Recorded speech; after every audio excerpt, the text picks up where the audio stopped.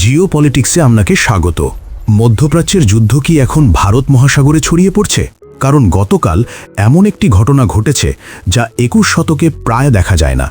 একটি মার্কিন সাবমেরিন সমুদ্রের নিচ থেকে টর্পেডো ছুঁড়ে ইরানের একটি যুদ্ধজাহাজকে ডুবিয়ে দিয়েছে। আর ঘটনাটি ঘটেছে কোথায় জানেন? শ্রীলঙ্কার গ্যালে শহরের মাত্র 40 নটিক্যাল মাইল দক্ষিণে, অর্থাৎ ভারতের খুব কাছেই। কি ঘটেছিল সেই রাতে? 4 মার্চ ভারত মহাসাগরের শান্ত জলে হঠাৎ একটি বিশাল বিস্ফোরণ।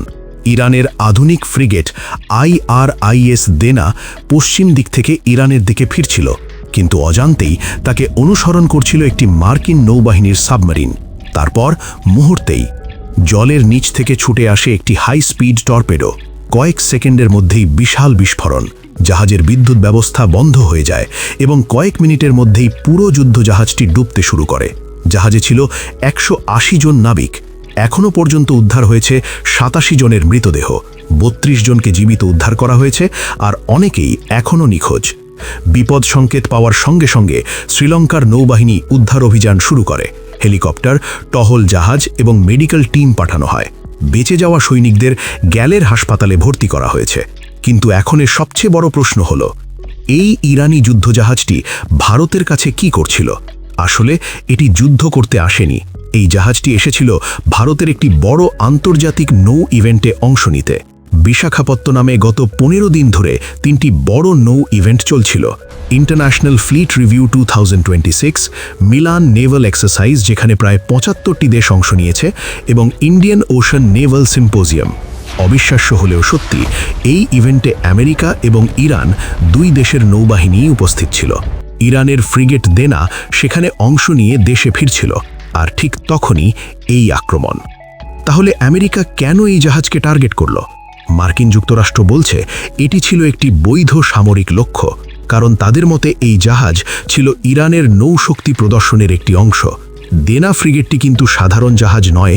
2021-এ কমিশন করা এই জাহাজে ছিল নূর অ্যান্টিশিপ ক্রুজ মিসাইল, মাঝারি পাল্লার এয়ার ডিফেন্স সিস্টেম, 76 মিলিমিটার নৌকামান, হেলিকপ্টার ডেক, অর্থাৎ এটি ছিল ইরানের আধুনিক দেশীয় যুদ্ধজাহাজগুলোর একটি। কিন্তু এই ঘটনার সবচেয়ে অবাক করা বিষয় কি জানেন?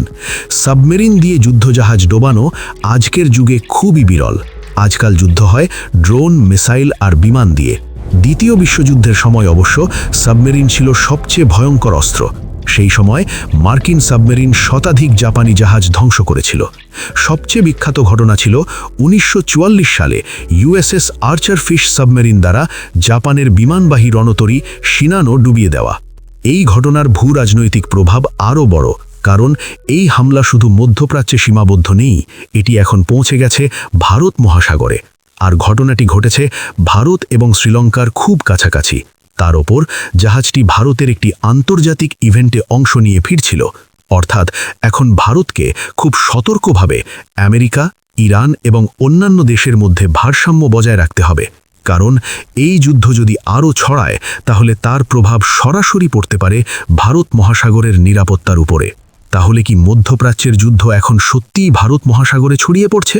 আর যদি এই সংঘর্ষ আরও বাড়ে, তাহলে ভারতের জন্য এটি কতটা বড় কৌশলগত চ্যালেঞ্জ হয়ে উঠতে পারে বলে আপনি মনে করেন? কমেন্টে আপনার মতামত জানাতে ভুলবেন না।